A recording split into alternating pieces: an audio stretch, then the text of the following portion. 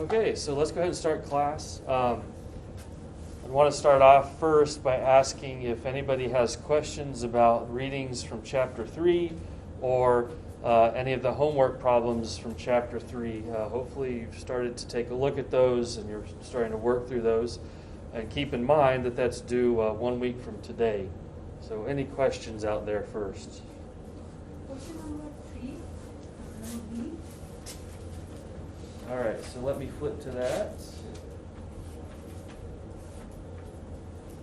B3, Yeah. 3.3. Yeah.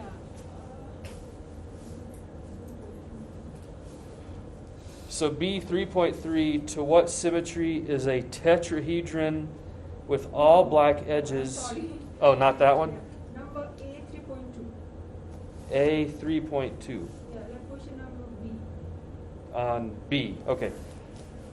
So A 3.2 B, what group is obtained by adding to or deleting from each of the following groups indicated? So it's C3V plus I. Yes. Okay. You have C3V plus I. What's the new group?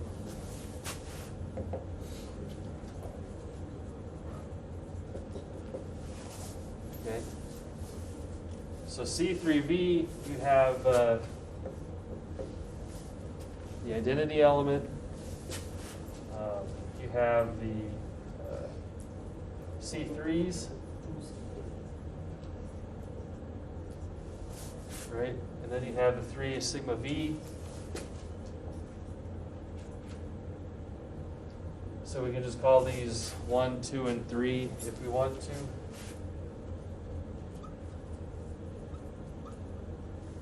Okay. So then you add inversion.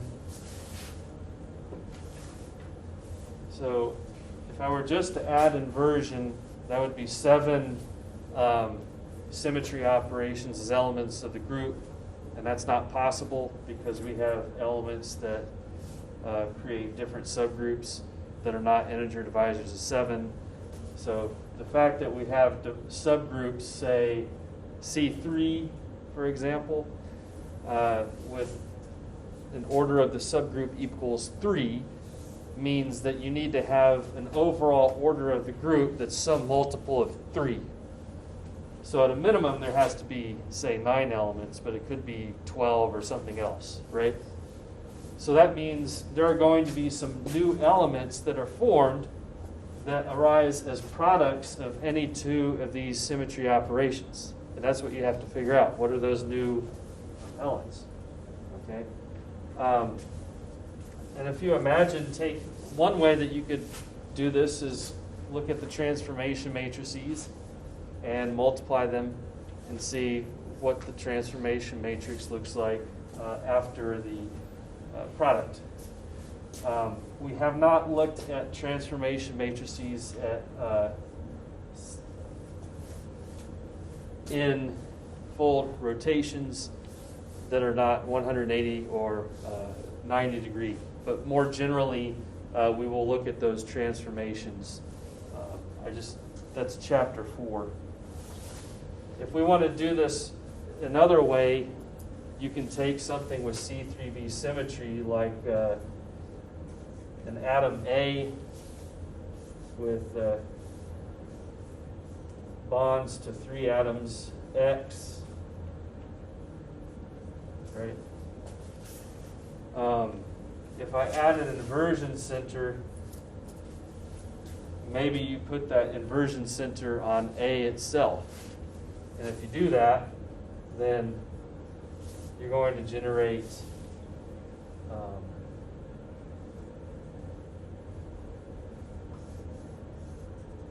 an image that looks like this. Okay. Which looks like an octahedral complex. The question is, does it need to be octahedral? That's not a strict requirement, right? It could be that the angles here are not mutually perpendicular. There's nothing in the problem so far that said that any of these original three XAX angles were 90 degrees. So it could be something that's compressed or elongated along this threefold axis.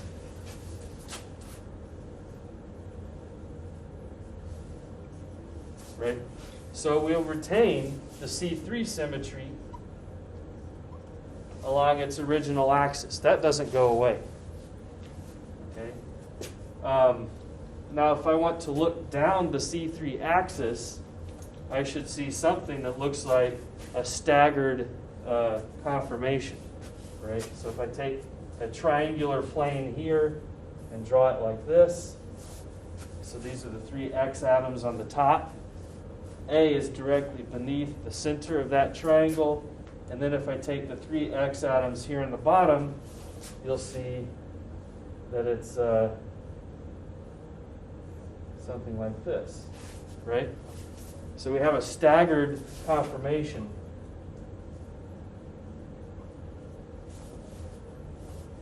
As a result of the inversion. So for example, this point here on the top inverts through A to this point here on the bottom. All right. So now that we understand the shape, we can assign the point group. This looks like a D3D because we do not have a horizontal plane, a reflection plane in the molecule that passes through A. If this were eclipsed, we would have D3H symmetry, but because it's staggered, we do not have a sigma H in the molecule. We do, however, have vertical planes, right? So the three mirror planes that were present in C3V are still present in this molecule. So we only really need to establish whether there are three C2s perpendicular to that C3, right? And you could actually do this, I think, if you take sigma V1, I'm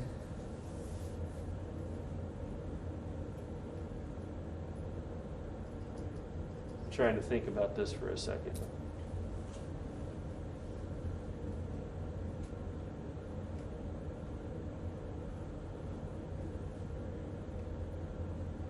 If I take sigma V and inversion, what does that give me?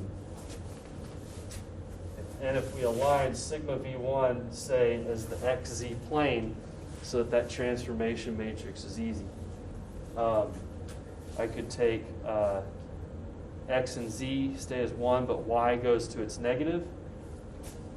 And then here, if after inversion,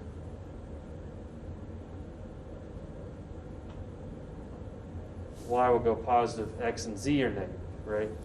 So that's a rotation about the Y-axis, a C2, if I'm doing that correctly in my head. Maybe if I just go back to my drawing, can I identify the three C2s, if there are any, perpendicular to the C3 that would make this a D3D point group, right? And so those C2s look like this.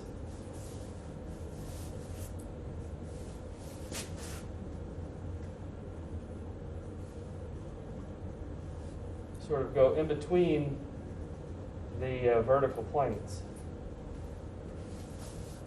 So if I take this C2 right here and I rotate 180 degrees, this atom X, for example, rotates around now to the bottom and on this side.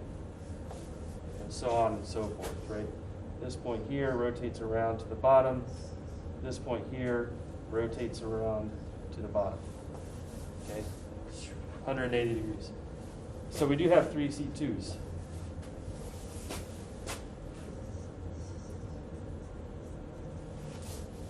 Okay, so those are new symmetry operations that arise. Is there anything else? Any improper axes? Yes. So we have an S6 superimposed with the C3. Notice with a 60-degree rotation, this point moves here, eclipsed above the top or above this bottom position. And then with the reflection horizontal or perpendicular to the axis of the rotation, I take that point now to the bottom triangle. And so we do have S6. And there will be an S16 through S66. S66 is E, S36 is I. The S26 and S46 are these rotations here. So we only have S6, S56. Okay? And so I think that should be all of the symmetry operations. We count them up: 1, 2, 3, 4, 5, 6, 7, 8, 9, 10, 11, 12. We have a group of order 12. And that makes sense. We had the subgroup of order 3 and so on. So I think everything looks good. You should have a D through D point group. Okay? So more rigorously, if you want to use transformation matrices, and I'll show you how to write those for different planes that aren't on Cartesian axes, maybe next week. If we just took the sigma v on the xz plane, that transformation matrix is like this. And then if I take inversion,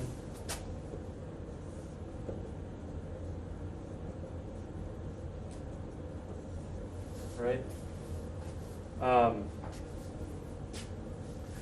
Now if we do the inversion first, followed by the reflection, you could determine if these commute.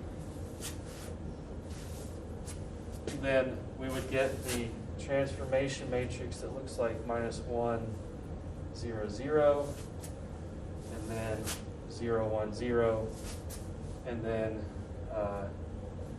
0, 0, -1. So then the operation that would keep the point along the y-axis stationary but move x and z to their negative would be a C2 along y, right? And what's interesting here is if I said this plane happens to be sigma xz, so I just arbitrarily orient my Cartesian coordinates so that I make this x, z comes toward you, notice that I have a C2 that's exactly perpendicular to it, right? So this would be your C2 along the y-axis. So the transformation matrix is more rigorous, but starting out you can use kind of these models to help you see the symmetry operations that take place. Okay? Hopefully in the end, you'll find that this method is more satisfactory because it's rigorous. You don't have to worry about visualizing something. Some people may find this more difficult. Some people might initially say, wow, this looks like a big pain. But once you see the transformation matrices in action, you'll see it's rigorous and that it works. Just don't make mistakes or rush through it. Okay? Does that make sense?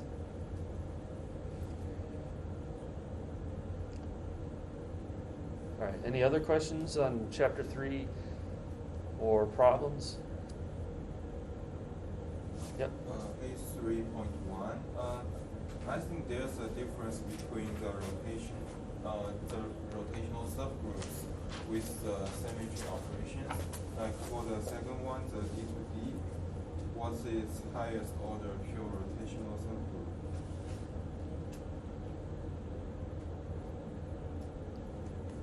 So for D2D, you only have the C2 and then two C2s perpendicular. And I don't think there is there actually a group D2? I don't think there is, right?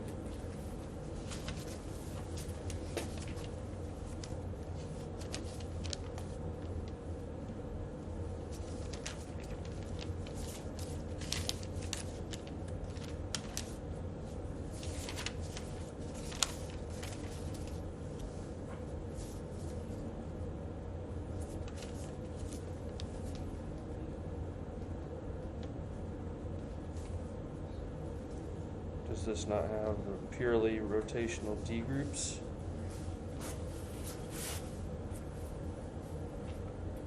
Oh, here they are. Oh, there is a purely rotational group D2. Okay.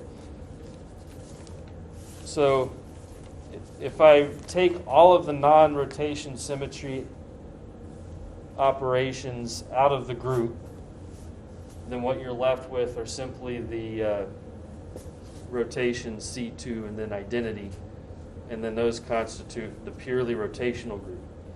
And it's a D2 group because the C2s are all perpendicular to one another. So that means there's one C2 and then two C2s perpendicular to that. And you could call any of those Z. It doesn't really matter. The others will be perpendicular. Does that make sense?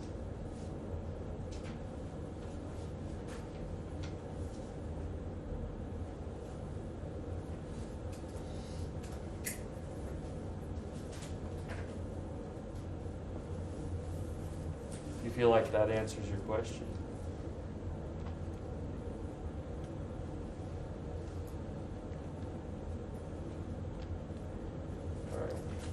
All right. Any others? Yep. I can say C, chlorobenzene.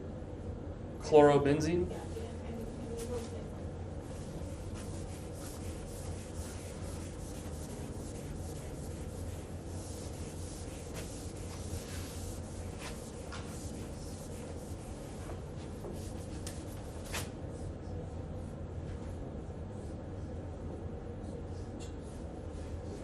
Okay, there's chlorobenzene. Right away, there should be some symmetry elements that jump to the eye. The molecule is flat, so there's a mirror plane in the plane of the molecule. If we assign Cartesian coordinates, say xz, so the molecule's in the xz plane, we have a sigma xz. I assign the z because I also note presence of a C2 axis, right?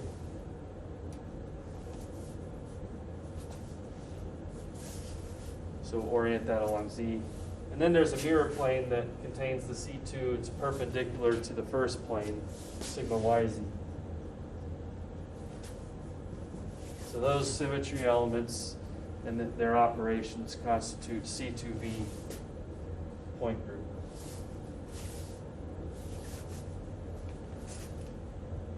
Okay? So the very first time you see something like this, you might spend a few minutes, maybe, to work out the problem. But something like this, the expectation will be that you look at a molecule like this, you'll see that it's going to come quickly to you. And I'll expect a few weeks into this that you'll be able to look at a molecule like this and probably determine the point group within a matter of seconds. And those are more straightforward examples. Now, there are definitely some molecules that are tricky, and there are molecules that trick me all the time. Sometimes that's the fun stuff. But the molecules like this I would like to see that come to you fairly quickly after, say, a week or two of working these problems. So at first, it might take you a minute, but after a while, try to push yourself as a personal goal to take the problems, say, in section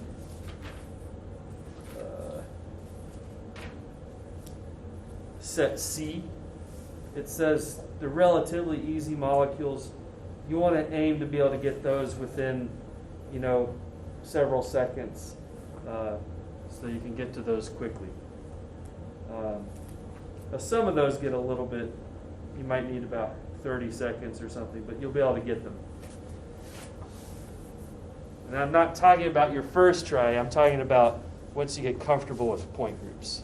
The first try, it's going to take some time just to sort of get in the habit of catching all of the symmetry elements, recognizing all the symmetry operations, and then being able to assign those to a point group. Okay? There's a handy flow chart in your textbook for working your way through point groups on page 56. I can just show that here in the recording so you see what I'm talking about. So it just sort of gives you a means to take all the possible geometries and assign to a point group based on whether or not it's in a special or high symmetry group, or if it's in a low symmetry group, or if it has a principal axis, what other, say, mirror planes or rotational axes might be present. And so then you can more or less take any geometry and quickly narrow it down to one of the point groups. Okay, so you can use that initially, but you'll want to work this out in your head so that you can do that on an exam too.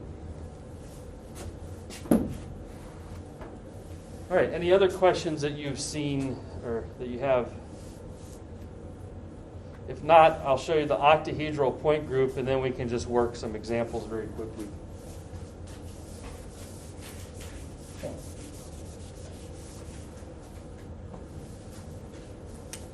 So in coordination chemistry, octahedral complexes, of course, are very common, and that octahedral symmetry will be of importance when we talk about electronic structure and bonding. So we need to first be able to recognize the point group in all of the symmetry operations so that we can work with that point group later on. So octahedral OH point group. So this falls within the cubic point groups. So it's related to a cube in the following way. If we take a cube and then the face centers are all vertices of the octahedron. So one in the back here, one in the front. Okay? And then an octahedral coordination complex, the intersection of these axes is the location of your transition metal ion. Right? So the octahedron has, 12 edges?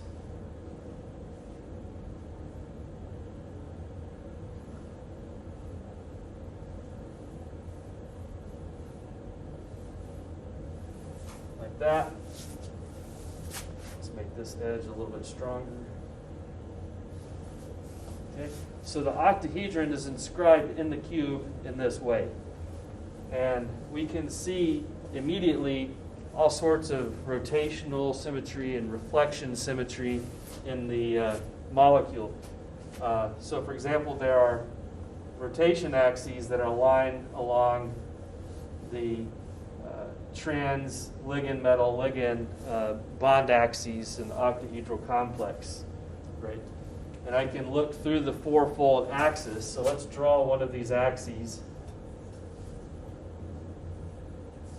And notice they're all mutually perpendicular, so we can conveniently assign those to the Cartesian directions x, y, z. So we can call this C4 and the z. This one be the C4x, and then this one C4y, right? If I look through C4z, then I see an image that looks like this. The metal is in the center. I have a ligand coming towards you and a ligand going away from you, right? Everything's perpendicular in this case. All 90-degree LML angles except for trans ligands. So the fourfold rotational symmetry is very evident when looking through there. All right. This will also help you to visualize the presence of mirror planes and perpendicular C2s. Right? So the mirror planes, of course, I have this kind of mirror plane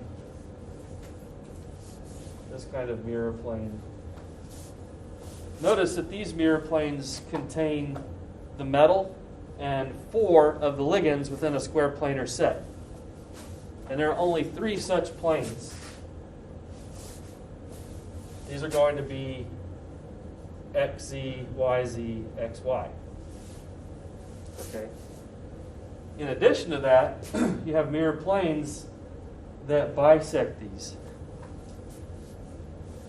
So the octahedron has 12 edges.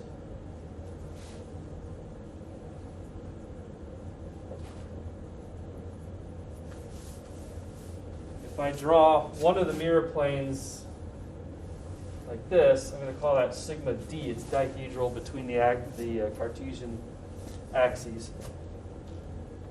Notice that that will pass through LML. It will cross, say, this edge of the octahedron at its center, and then pass through the opposite edge through its center. So any one of these sigma D pass through 2 opposite edges of the octahedron. Since there are 12 edges, I can draw 6 such mirror planes that contain a linear set of LML atoms and pass through 2 edges of the octahedron. So we have 6 sigma D. So a lot of mirror planes or reflection planes present in octahedral symmetry.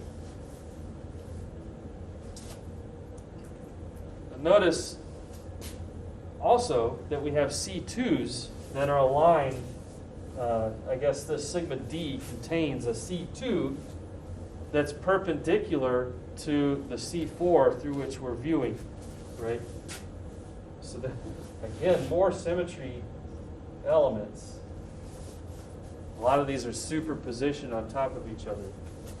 So if I draw that C2,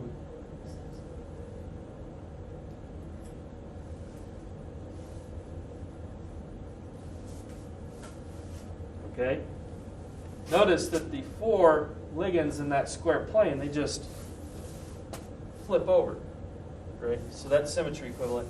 And then these exchange, the metal stays in position. All right. And notice that C2, like the mirror plane that it's within, passes through 2 opposite edges of the octahedron. Given that there are 12, we have 6 such C2s in this molecule. Right. So 4 C4s, these generate C14, C24, which is equal to a C2. Sorry, there are not 4 C4s, there are 3 C4s. And then we have the C34s. Okay.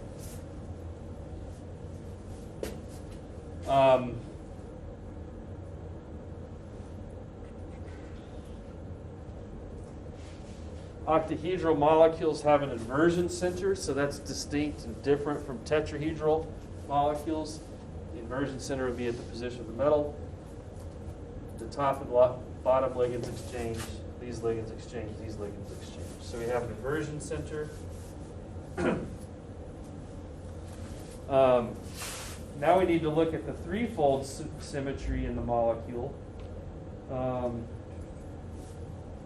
But before doing that, I almost left off an improper axis superimposed with C4. Right? So if I rotate the molecule by 90 degrees and then reflect about this sigma h in the plane of the board, I generate the symmetry equivalent image. So we have S4.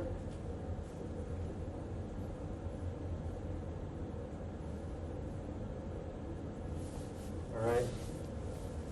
The S14 is distinct from the C4 because with the C4, the ligand metal ligand atoms in the C4 remain in place.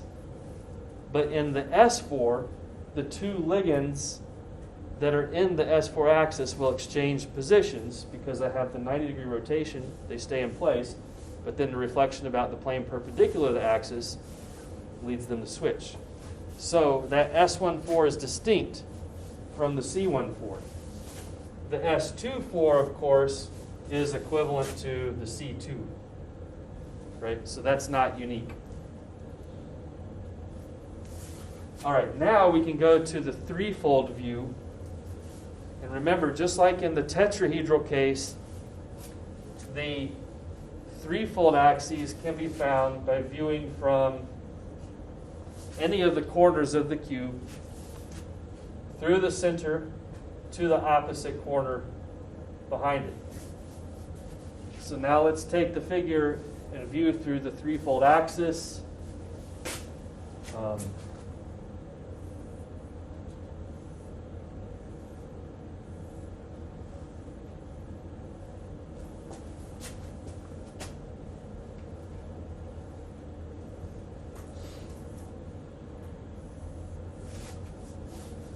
So this point here is right in the middle. Just behind it is the metal, and still behind it is the back corner of the cube. Okay, so now we're oriented.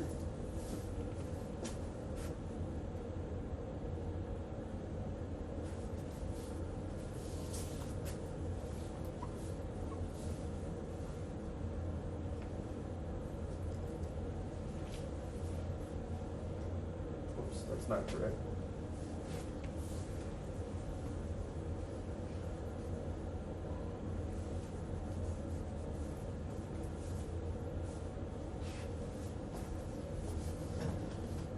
L is at the face centers.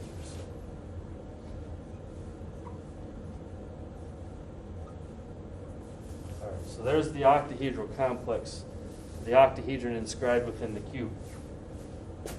Okay. You can see threefold symmetry. If I rotate by 120 degrees, the ligands in the top set of triangles, let's say these three ligands here,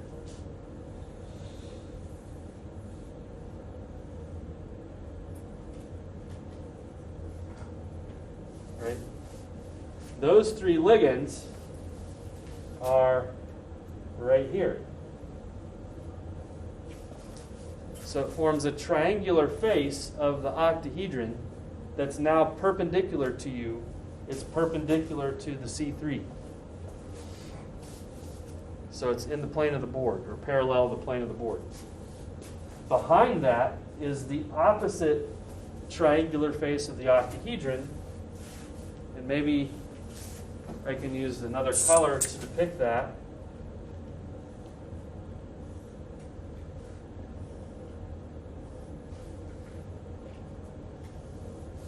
Back here.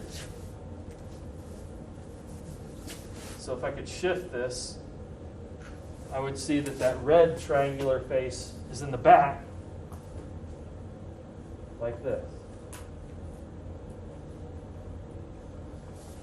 So I like to refer these as an upper deck and a lower deck.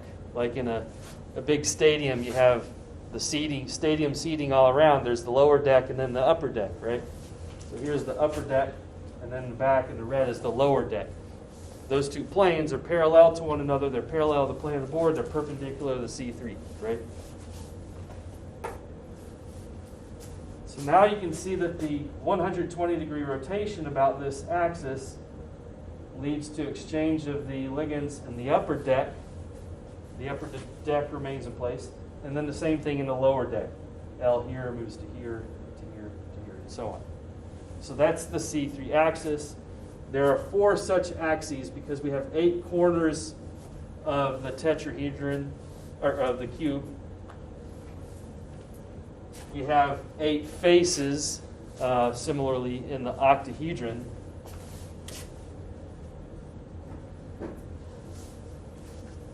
And that C3 passes through the very centers of any 2 opposite faces of the octahedron. So there must be 4 C3 axes. Each one of those generates a C13 and a C23 symmetry operation as elements in the group, giving a total of 8 elements in the group. In addition to that, we have superimposed with the C3s an improper axis, S6.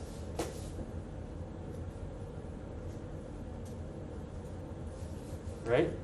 If I make a 60-degree rotation now, this L moves here after the 60-degree rotation, and then reflection about the plane perpendicular to the axis. So this generates S16, S26, S36, S46, S56, and then an S66. S26 is equal to a C3. We already have that here. S36, what is that?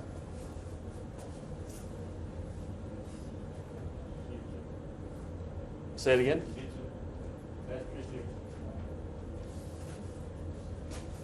It's not a C2. There's something else happening because I perform reflection an odd number of times. It's a sigma H. It's an inversion. Remember that when you have, and that's a tricky thing with the improper axes. If I have Sn, where n is an even number, but n over 2 is odd, then the Sn over 2 over n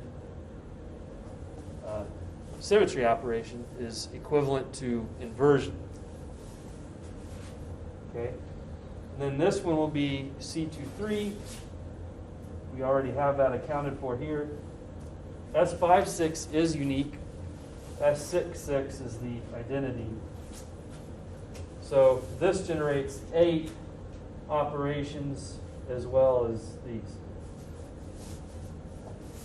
So when you put it all together, you have 48 symmetry operations, which represent elements of a group with an order of 48. If you can imagine the product table for that.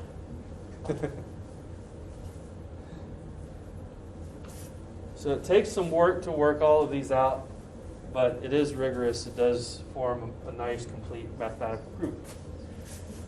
That's the octahedral point. I have a question. Yes. Can I find the 3C4? So the C4 are those axes that pass through any two opposite face centers of the cube and contains the middle. Okay? So a cube will have 6 faces. So the top and bottom opposing set of faces through the centers, that's one C4. The left and right generates this C4 along the, and we'll call that an X direction. And then the front face and the back face of the cube, if we take the center points in the middle of the cube, that's the direction along which the other C4 axis in the Y direction is located. Okay? So from the C4, there are 3 C2s that are superimposed, C2X, C2Y, C2Z. And so there's really only the unique symmetry operations, C14 and C34, that come from these 3 C4 axes. So we have 6 operations here,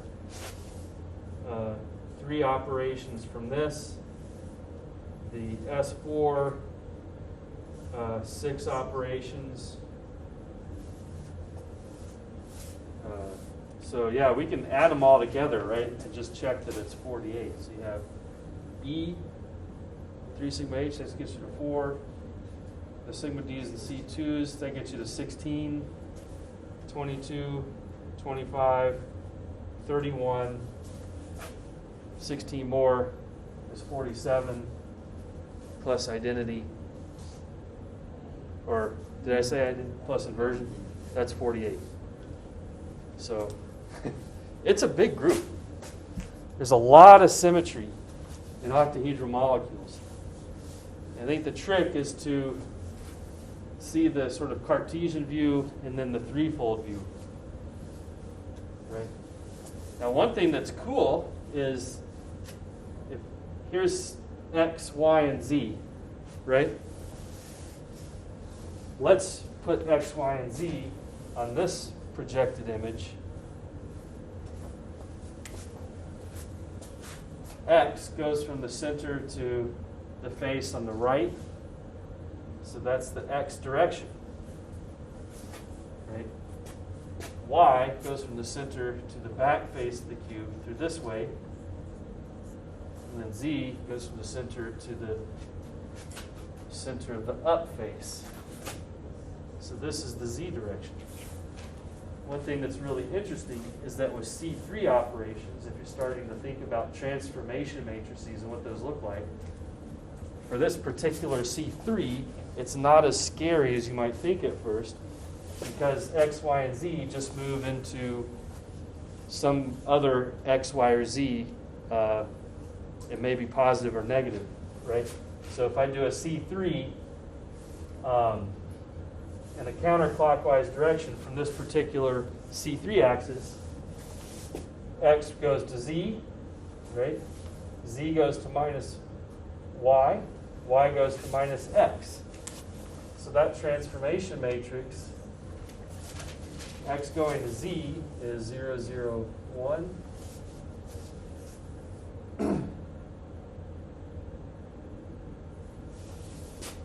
Y is going to minus X, so minus 1, 0, 0.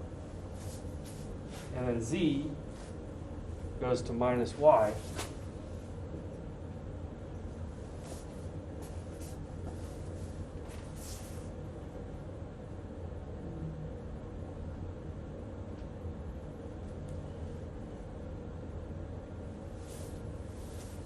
So writing the transformation matrices for those C3s is very approachable based on what you know up to this point.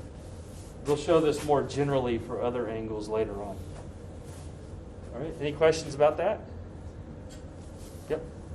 So about the S36 that we ended up at the version, can we like say like someone like decides to write S2 as instead of the version, is it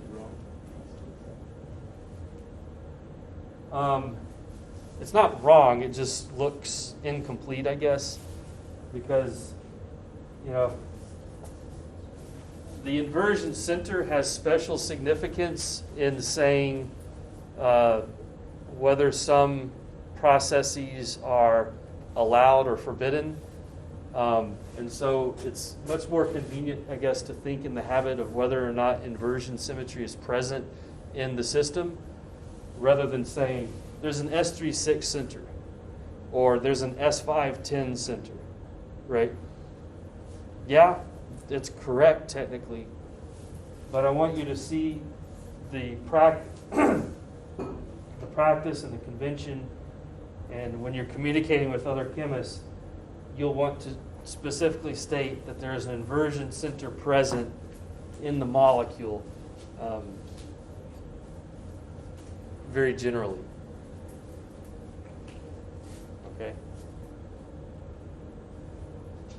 So anytime you have Sn over 2 Sn, where n over 2 is odd, that is an inversion center.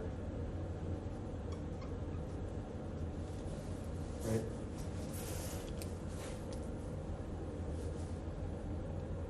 I know when you're seeing all this stuff at first, it's really tricky. It's easy to be confused, but it will get better as you practice. That's why the homework in Chapter 3 is work 100 problems where you have to assign symmetry operations or point groups. Because by that pure repetition and just working problems over and over and over and over, you'll start to wire your brain and build the thinking pathways that allow you to see the point groups fairly quickly so that you can move on to the chemistry part of the problems. So you assign a point group, do a little bit of math, and then you start to see chemistry. So we're getting there. Any other questions on that? Yep. So n over 2 is odd, or just n is odd? Where n over 2 is odd. So this number up here has to be odd.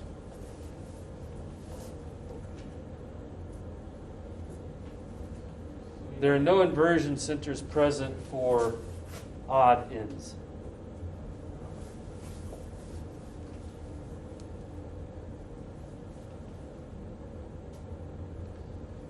Okay. So we just have a few minutes left. We can just run through some very quick examples.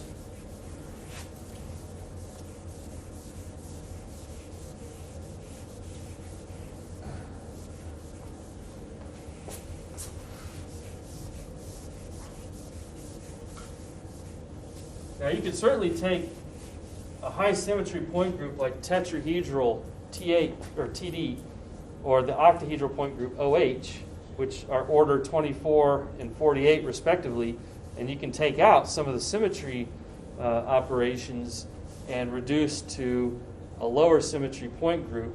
And there are even purely rotational groups, O, where the only symmetry operations present arise from rotations. It's kind of a weird point group, but those do exist. I think a fun way to generate some examples is to take something like naphthalene, and then you can make various substitutions on the naphthalene. Right? So you can put an atom X in the alpha position, or you can put an atom X in the beta position. You could have so mono substituted.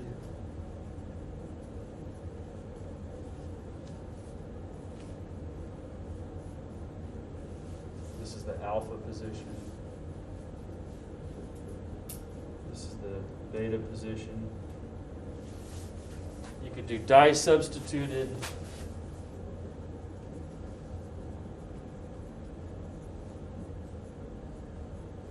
So you can do X, X, X, X,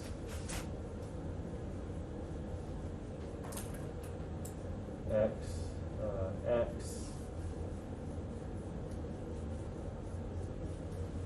X, X, right?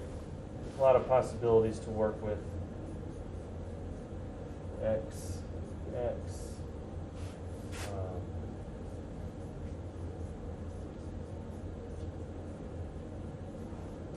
We can just work with these, for example. So naphthalene, what's the point group in this one? You notice it's a flat molecule, so there's a mirror plane. Does it have inversion symmetry? Yes. So you have E, sigma, H, inversion. Any other mirror planes present besides the plane of the molecule? Right, I can slice this way or this way. So we've got two other sigmas. Are there any rotational axes? So I can go here, here, or here. So that's a D2H point group, right? Monosubstituted. So how about this one? I've reduced the symmetry considerably.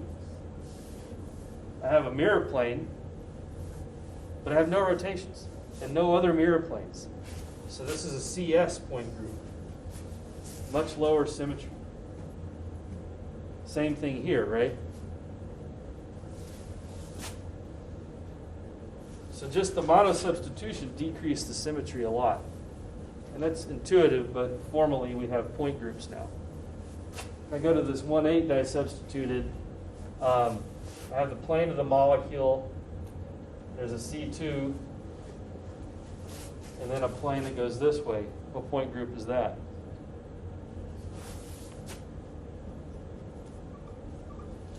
C2b. Right.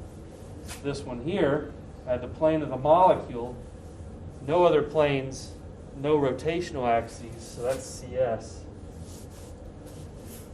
This one, we have a C2, right? 180 degrees. Plane of the molecule, and then a plane perpendicular. It's C2V again, right? This one here is just the plane of the molecule. This one here is a little bit different. We have the plane of the molecule, and now inversion. See that?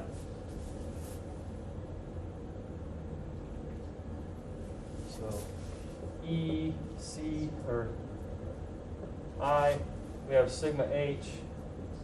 You have any rotational axes? Through here, perpendicular to sigma H. Right, so there's a C2. Are there any other symmetry operations? What point group is that?